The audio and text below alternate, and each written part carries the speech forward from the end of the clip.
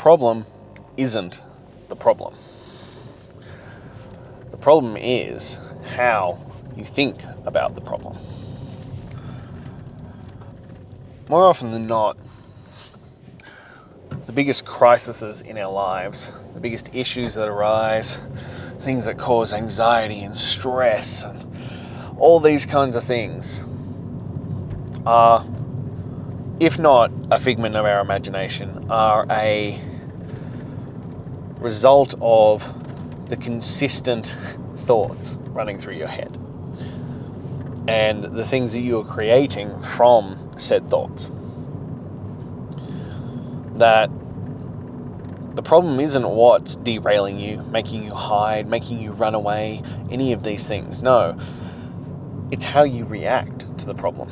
Remember, life is 10% what happens to us and 90% how we respond to it. It's why two people can go through the same situation, and how their mind works and the resilience and the work that they've put in towards that will determine much more the outcome that they get than what actually transpired. It's the story of the two sons of an alcoholic father. When asked why one son is an alcoholic, he responds, "Because my dad was an alcoholic." And when the other son was asked why he doesn't ever drink, he responds, "Because my dad was an alcoholic." Same situation, different outcomes. Because the problem is not the problem. The problem is how you respond to the problem, how you think about it, what you transpire and make it to mean. What that story in your head is about. Not what actually happened, but what you tell yourself it means. If something doesn't go your way or you don't get the result you want, what is the story in your head that you're telling yourself? That you're a failure? That it's not meant for you? That it doesn't work? Or that you learnt a way to not do it? You gained experience, you gained knowledge, you gained expertise, and now you try again. Same circumstance, different outcome. So much of how we live our lives is dictated based on how we view problems and how we attack them. And part of why, I built Demanding Greatness was for my own, my own beliefs. I felt they were lacking. I felt that I wasn't handling the problems correctly, that I wasn't facing up to the issues that were arising properly, that I wasn't doing the work that was necessary. That I needed to attack this differently, that I needed to do things differently, that not in the world overall, but between my ears. I needed to train my brain and my thought processes to be better, to show up differently. I had to train that part of me more than anything else, because that was the part that was, holding me back. That was doing me the most damage. Wasn't the life choices overall. It was how I was responding to the cards that I was dealt in this life. That's what was making the difference. That's what was hurting me. That's what needed to change. So I built a program to deliver that, to solidify in my life these concepts, these ethos, these core values of, you never miss, no days off, a man of my word. How you do anything is how you do everything. To build mental toughness, to build resilience, to build follow through, to build confidence that no matter what was thrown at me, I could overcome it. To build these kinds of skills and habits, but not just in I'm going to sit in a room and I'm going to meditate and then I'm going to tell myself that now I have these things, now I have confidence, now I have these things with affirmations and all this kind of stuff. No, through practical building of them, through doing the work over and over and over again, to have those skills, to have that confidence, to have those things that matter. Like, we've spoken about it before. You want to build unstoppable confidence. You want to build confidence that you can do anything, that if you give your word that it'll get done. Demanding greatness is the answer. It's not something that you can wish for. It's not something that you can just poof into reality or anything like that. No, it comes from, well, a backlog of doing the thing. This history, this credit score of, I'm that guy who does the work. I'm that guy who shows up. I'm that guy who does whatever is required. That if I say I'm doing it, it gets done. End of story. That's how you build confidence in yourself. That's how you become a man of your word. By, well, keeping your word. It's like Sherlock Holmes couldn't figure that one out. It's such a mystery. But to become a man of your word, you keep your word. But that also takes, as we keep discussing, time, effort, and consistency.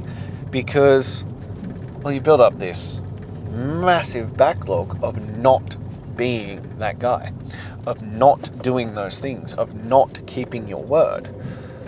So now you need to. Now you need to go into it and be that man. Now you've got to build credibility. I remember when I started, one of the gut punches, and it still hurts to this day, was my wife was like, oh, can you do this for me? And I was like, yep, absolutely. I'll get to it after I do this. And she's like, fine, I'll just do it myself. And that wasn't her disrespecting me. It wasn't her being rude. It was just her being honest. That so frequently I would say, yes, I'll do it and I'll get to it, and then never did. That I'd lost the trust and faith of my wife, one of the most important people in my entire world.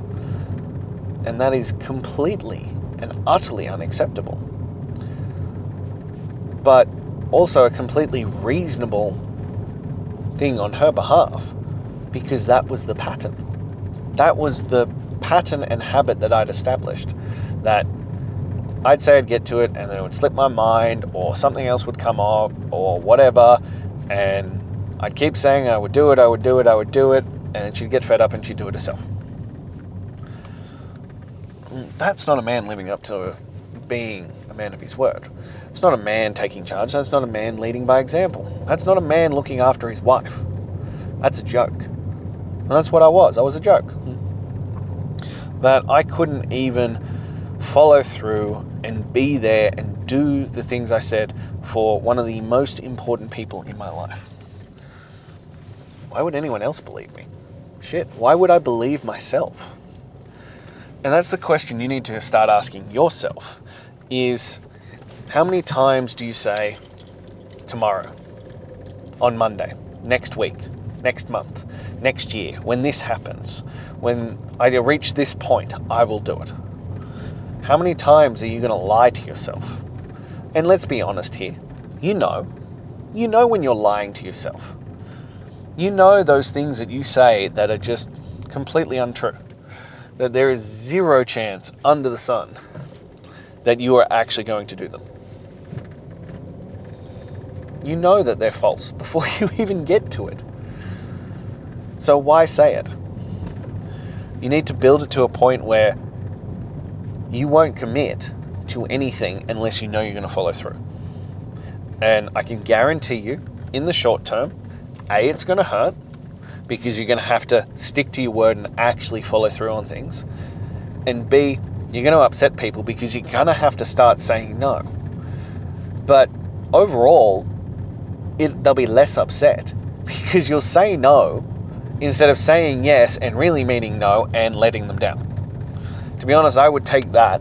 I would take upsetting them in the moment, then completely failing them later, especially those who really matter to you.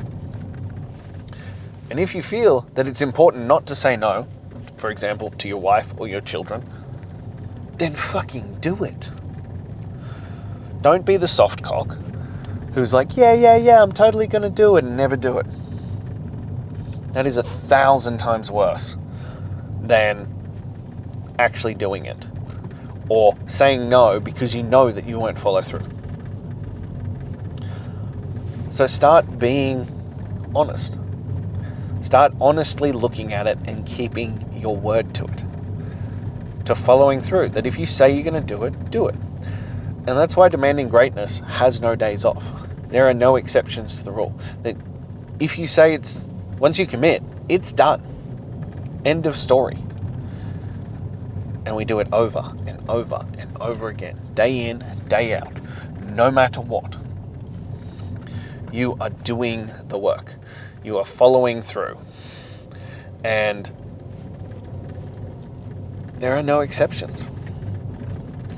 And people say, isn't that harsh? Don't you need days off? Don't you need rest days? No, you don't. Again, it comes back to how I started this. The problem isn't the problem. The problem is how you're thinking about the problem.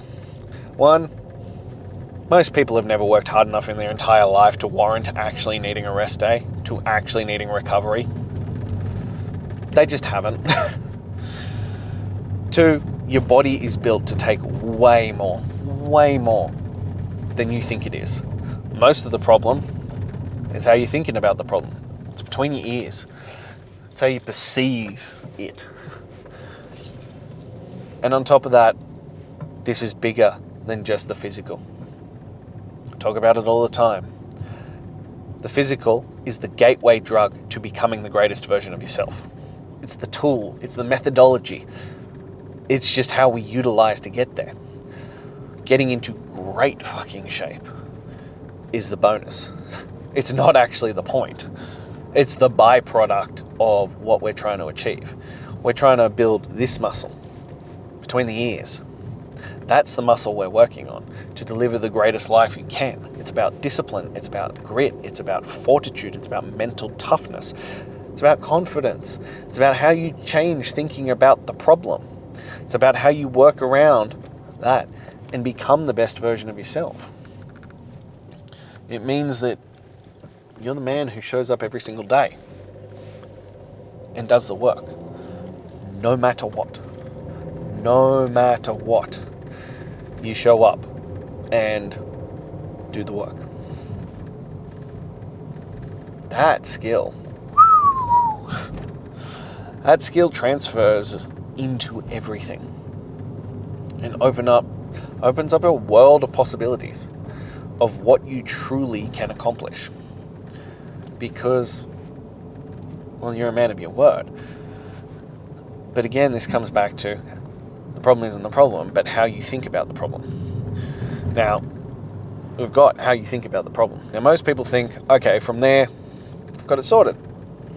Stick for this for 4, 6 weeks, something like that, 8 weeks, maybe 12 weeks. And I'll be sorted. No. You've got a lot of undoing to do. You've got a lot of history to rewrite. You've got a lot of habits ingrained into you and memories from other people ingrained into them that you now have to overwrite. This isn't a quick fix. This isn't a magic snap my fingers and look at me, everything's better. No, this is a slow process completed over time. But it is the most important process that you could ever undertake. And it's bigger than a six-pack. This is bigger than, liking the man in the mirror. It's bigger than not having your gut hangover or having man tits or being ashamed when you have to take off your shirt. It's so much bigger than that. So it's going to take time. This is one I talk about frequently to people who come to me looking for quick fixes. And don't get me wrong, I can deliver quick results. But there's a big difference between quick results and quick fixes. You can't quick fix a true problem. It takes time. It takes consistency. It takes effort. It takes showing up. And it takes reprogramming yourself and how others believe in you. Because it'll start with you believing your word. It'll start with you believing who you are. Believing that you're the man who does what he says he's going to do. It starts there. And then from there, over time, bit by bit, as you continually reinforce it to those around you, to those you love, then it'll start to shift. Then your perception to the world will start to shift. But you didn't end up here in 4, 6, 12 weeks. No. You've ended up here from a lifetime of decisions. From consistently choosing that path. Well, now you've got to consistently choose the other path. Now you're going to consistently choose a different path. You've got to, start rebuilding that trust. Because trust takes time. Once damaged, it takes time to rebuild. And I'm 440 plus days into this, nearly 450 days into this. Still not there. And some people look at that as daunting. And they're like, well, fuck, what's the point? Well, fuck, what's the point of not doing it? If you don't do this, what are you saying? That the people who matter most to you's belief in you doesn't matter that much? That being a man of your word, being honorable, being able to follow through, being able to put your money where your mouth is, doesn't matter? That those characteristics of honor, of follow through, of how you do anything is how you do everything, none of those things matter? As I said, this is bigger than fitness. This is deeper than just getting into shape. This is about who you are as a man. This is just the easiest methodology to create those. But you need to start looking at those and start prioritizing, things that really matter. And yeah, getting into great shape, being healthy, being able to do the things that you want in your life, being able to play with your children, being able to undertake anything you want. All those kinds of things do matter quite a lot. But the muscle between the ears, that grey matter, it matters more because it's what then dictates all the other areas of your life. It's like we've discussed before. Being in great shape is a really important factor because it's your instant build